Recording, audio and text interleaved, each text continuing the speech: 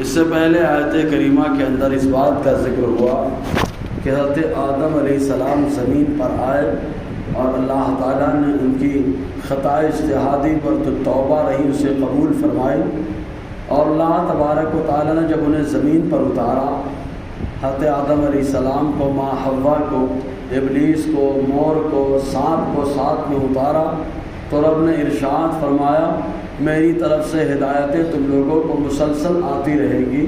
ہدایتیں کبھی انبیاء کرام کے ذریعے سے اور کبھی فرشتوں کے ذریعے سے، جیسے خود حضرت آدم علیہ السلام نبی ہیں تو ان کو اللہ تعالیٰ کی ہدایت، اللہ کی طرف سے پیغام فرشتوں کے ذریعے سے پہنچتا رہا۔ چنانچہ اللہ تعالیٰ فرماتا ہے جو میری ہدایت کا پیروکار رہے گا اس سے کوئی خوف نہیں ہوگا اور نہ کوئی غم ہوگا کبھی، لیکن جو انکار کر بیٹھے گا، جھٹلا دے گا تو وہ جہنمی ہوگا، جہنم کے اندر ہمیشہ رہنا ہوگا۔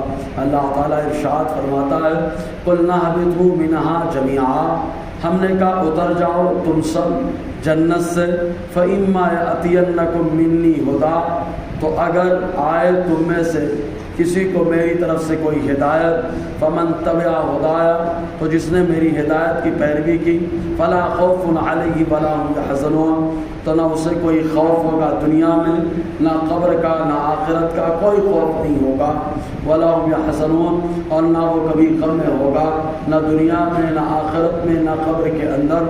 اب اللہ تبارک و تعالیٰ کی ہدایت کس تعلق سے؟ تو اللہ تعالیٰ کی ہدایت یا تو ایمانیات سے ہے یا تو عملیات سے ہیں۔ ایمانیات سے جیسے تمام کو اللہ تعالیٰ نے اپنے تعلق سے ہدایت فرمائے کہ اللہ تعالیٰ کے بارے میں، اس کے اوصاف کے بارے میں، اس کی ذات کے بارے میں کیسا نظریہ ہونا چاہیے، فرشتوں کے بارے میں کیسا نظریہ، اور ایسے جنت کے بارے میں، جہنم کے بارے میں، اور دنیا کے بارے میں کیا سوچ رہنی چاہیے، عبادت کا انداز کیا رہنا چاہیے، چونکہ عبادت خالص اس امت کے ساتھ تو خاص نہیں ہے، اللہ تعالیٰ نے عبادت بھی الگ الگ انداز میں امتوں کو عطا فرمائی۔ آپ دیکھیں روزہ رکھنے کا معاملہ خالی ہمارے اوپر ہی نہیں ہے، اللہ تعالیٰ نے پہلے امت پر بھی رکھا ہے، آدم علیہ السلام پر بھی روزے کا معاملہ رہا، جو ایام 20، 13، 14، 15 کا جو روزہ ہے، یہ روزہ سب سے پہلے آدم علیہ السلام نے ہی رکھا ہے۔ غنیۃ الطالبین کے اندر حضرت انس بن مالک رضی اللہ تعالیٰ عنہ سے روایت ہے، وہ ارشاد فرماتے ہیں کہ حضور صلی اللہ علیہ وسلم نے فرمایا جب آدم علیہ السلام زمین پر آئے تو ان کا بدن سورج کی شعاعوں اور کرنوں کا مقابلہ کرنے کی وجہ سے جو ہے سیاہ پڑ گیا، کالا ہو گیا۔ اللہ تعالیٰ کی بارگاہ میں عرض کیا، پروردگار عالم نے فرمایا آدم 3 دن کا روزہ رکھو، 13، 14، 15 یہ مہینے کے روزے رکھو اور جنت جیسی خوبصورتی تمہیں مل جائے گی۔ چنانچہ آدم علیہ السلام نے پہلا رکھا تو 1 تہائی، دوسرا رکھا تو 2 تہائی، اور جب تیسرا روزہ رکھا تو اللہ تعالیٰ نے پورے بدن کو جنت جیسی خوبصورتی عطا فرمائی۔ تو روزہ آدم علیہ السلام کی شریعت میں ہر مہینے میں 3 رہا، ایام 20 کے روزے رہے، اور عبادت کا انداز بھی الگ الگ رہا۔ نماز فجر بھی سب سے پہلے آدم علیہ السلام نے عطا فرمائی، زمین پر آئے تو جو ہے اندھیرے کا پہلی بار سامنا ہوا، رات ہوئی تو آپ نے وحشت محسوس کی، اور اس کے بعد جب سویرا نمودار ہوا، جب آپ کو سفیدی محسوس ہوئی تو شکرانے کے طور پہ آپ نے نماز فجر ادا فرمائی۔ تو اس انداز میں اللہ تعالیٰ نے ایمانیات کے تعلق سے، ایسے عملیات کے تعلق سے بہت ساری چیزیں ہر شریعت میں رہی ہیں، کامن رہی، ان کو فطرت اسلام کہا جاتا ہے۔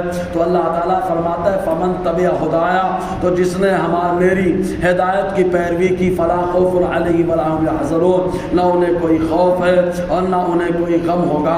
والذین کفروا، اور جنہوں نے کفر کر دیا، انکار کر دیا، شریعت کے کسی بھی حکم کا مذاق اڑانا، اس کا انکار کر دینا، یہ کفر ہوتا ہے۔ ضروریات دین میں سے کسی چیز کا مذاق اڑانا، کبھی نماز کا مذاق، روزے کا مذاق، اذان کا مذاق، یہ سب کفر ہے۔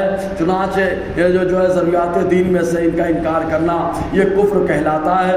وکذبوا بآیاتنا، اور جھٹلا دیا ہماری نشانیوں کو۔ اللہ تبارک و تعالیٰ کی نشانیاں، قرآن کی آیت اللہ تعالیٰ کی نشانی، جو آسمانی کتابیں جو آئیں تورات، زبور، انجیل، ان کی آیتیں سب اللہ تعالیٰ کی قدرت کی نشانی۔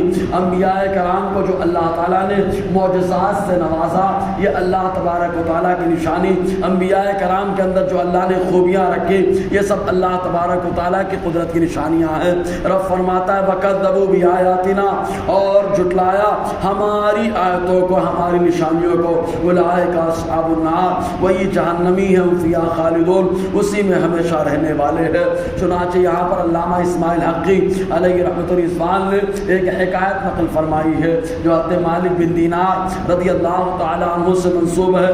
چنانچہ آپ ایک راستے سے گزر رہے تھے، مالک بن دینار رضی اللہ تعالی عنہ کیا دیکھتے ہیں کہ بچہ گھروندہ بناتا ہے مٹی کا، اور بنا کر کے کبھی مٹاتا ہے، کبھی روتا ہے، کبھی ہنستا ہے، کبھی روتا ہے، کبھی ہنستا ہے۔ چنانچہ آپ نے چاہا کہ اس بچے کو سلام کرے، لیکن دل میں خواہش ہوئی میں سلام کروں، یہ بچہ چھوٹا ہے، یہ خود مجھ سے سلام کرے گا۔ فوراً آپ کے دل نے کہا یہ انا کی بات ہو گئی، آقا علیہ السلام تو چھوٹوں کو اور بڑوں کو سب کو سلام کرتے تھے، آپ نے سلام کرنا ہی چاہا کہ اس بچے نے کہا کیا مالک بن دینار سلام کرنے کا ارادہ ہے؟ تو آپ نے جب نام سنا تو پوچھا تم مجھے کیسے جانتے ہو؟ تمہاری تو آج تک ملاقات نہ ہوئی۔ تو اس بچے نے کہا ہماری ملاقات اس دنیا میں نہیں ہوئی ہے، لیکن عالم ارواح میں ہوئی ہے، ہماری اور تمہاری روح ایک ساتھ تھی، اسی وقت میری روح نے تم کو پہچان لیا تھا، آج تم کو دیکھتے ہی پہچان لیا ہے۔ چنانچہ اس نے کہا کہ آپ سلام میں تردد کر رہے ہیں جو حضور صلی اللہ علیہ وسلم کی سنت ہے۔ تو آج مالک بن دینار رضی اللہ تعالیٰ عنہ نے ارشاد فرمایا یہ بتائیے آپ روتے کیوں ہیں، آپ ہنستے کیوں ہیں؟ کبھی روتے ہیں کبھی ہنستے ہیں۔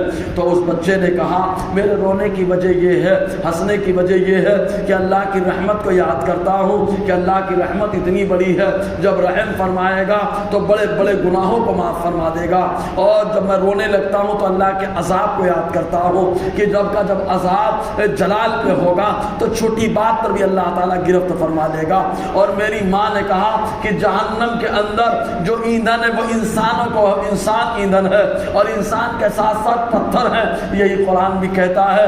تو جب بڑے ایندھن نہیں جلتی، بڑی لکڑیاں نہیں جلتی ہے، تو چھوٹی لکڑیوں سے بڑی لکڑیاں جلائی جاتی ہے۔